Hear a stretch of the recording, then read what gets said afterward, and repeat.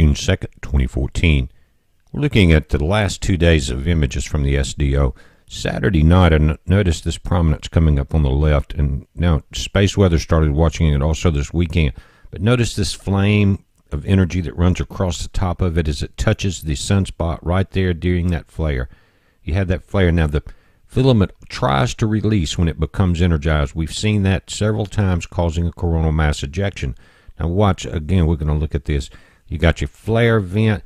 You're going to see the energy run across the top. Let's pull it up.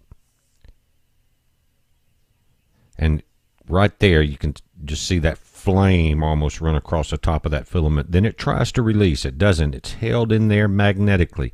If it collapses, you've heard me talk about hyder flares, which are Hyder, if you want to look that up, and I'll show you some info about it. But it would have probably been better if it had released at that point, because it would have blown off to the side. And each day or each hour as it comes around closer, now it will be more earth directing. Now, the reason I'm watching it is because we did this last year, and I want to show you some video from then. But this is just a different filter, beautiful images of the planet.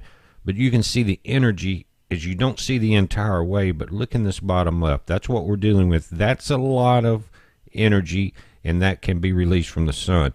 It can also not only release, if it can, as part of it is pulled back to the surface, release again the secondary flare, which is called a Hyder flare, and those are much longer lived. In other words, they can go on for an hour or so, pushing that energy outward.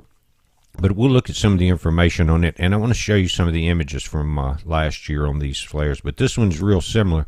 Now notice over on Space Weather, if you check that out, it says, with no sunspots actively flaring, the face of the sun is quiet. The edge of the sun is another matter. Amateur astronomers around the world are monitoring a bushy filament of plasma seething over the sun's southeastern limb. Sergio Castilla sends this picture from his backyard observatory in Inglewood, California. And they also mention Hyder flare here too, and I'll just show you some info. You can pause this and read the whole thing, but some of the highlights are, it says the interesting characteristic of a Hyder flare is that it develops or rises to a maximum brightness much slower than the more common flares associated with active regions, like we've seen the M and C and X flares. The larger Hyder flares may take 30 to 60 minutes to rise to a peak intensity, and they may last for several hours. Then it goes on to talk about, normally they're not that large, but this goes back to September 2nd. I'm going to show you one from last year, but talking about the excess of energy and that they can produce, especially ones this size. But it's worth watching, because usually when you see that much energy come from a sunspot that you saw as that flame ran across the top of that flare, guys, they're going to burst. So that one's held in place pretty good. Let's go back to last year. Watch this. It's a slow motion. Filament's going to come in contact with a sunspot. Tremendous release. Now it's going to collapse back to the surface of the sun.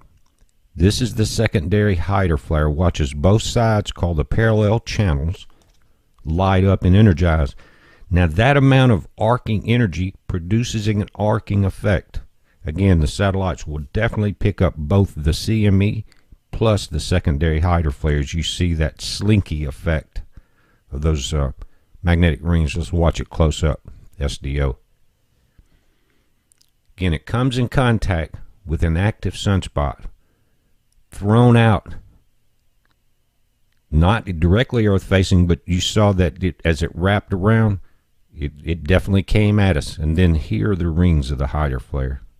Magnificent to see the creation of God this close up. Again, let's look at it. LASCO C3 with an overlay of the sun in the center to give you an idea of the size. So this one's worth watching, guys. That amount of energy, you pay attention to it. We don't know what will happen with it, but it's very interesting to see it that large and already taking that amount of energy from those sunspots. Notice also that the sunspots are starting to come back around earth facing on that left side. It's been quiet. They noticed that. But guys, tune into our Blog Talk Radio show tonight at 6 p.m. We'll talk about this and other things. That's 6 p.m. Central. That'll be 7 on the East Coast, 4 on the West Coast. Heads up, be safe.